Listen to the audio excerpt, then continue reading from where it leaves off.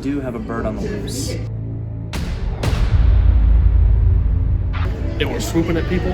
They were under their desks.